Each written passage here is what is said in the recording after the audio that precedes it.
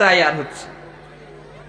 SIR যেমনি শুরু হয়েছে, ও বৃদ্ধাশ্রমে রেখে এসেছিল বাপকে, বুড়ো বৃদ্ধাশ্রমের বাপটাকেও এখন খুঁজছে 2002 সালে আমার বাপের নাম কই। কথা ঠিক কিনা? এখন বাপকে মনে পড়েছে, বুড়ো বৃদ্ধাশ্রমে থেকে লিয়েছে, বলে ম্যাপটা বের করো আব্বা। আরে ম্যাপ খুঁজে কি হবে, তুই যা সর্বনাশ করেছি, বাপের বদদোয়া লেগে গেছে। ভাই আমার, দোস্ত আমার, কোনো চিন্তা নাই এসআইআর নিয়ে, মুসলমানদের কোনো চিন্তা নেই। মুসলমানরা এই ভারতবর্ষে 1100 বছর রাজ করেছে। কত বছর? 1100 বছর রাজ করেছে। আমার বাপ এখানে জন্মেছে, আমাদের দাদু এখানে জন্মেছে, আমাদের পরদাদু এখানে জন্মেছে, কোনো টেনশন নেই। এসআইআর একটা কাপড় বাছা কাজ চলছে।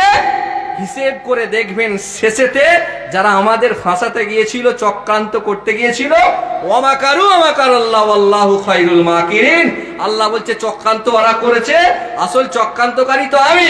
যারাই চক্রান্ত করে দেখবেন তারাই বেশি ফাঁসে। আসামে দেখলেন এনআরসিতে ওরাই বেশি।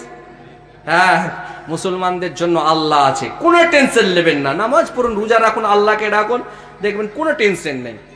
ভাই আমার, দোস্ত আমার, শুধু কাগজগুলো একটু ঠিক করবেন। ছেলের নামগুলো কেন ভুল হবে? আপনার নাম আছে MALLICK, ছেলের নাম MULLICK, আবার আরেকটা ছেলে হয়েছে MOLLICK। এত কেন ভুল হবে? একটু দেখে নেন। আপনি বুঝতে পারেন না, পাশের বাড়ির চাচাকে দেখান, একটা শিক্ষিত ছেলেকে দেখান, স্পেলিং গুলো ঠিক করে রাখুন, নামগুলো যেন মিল থাকে।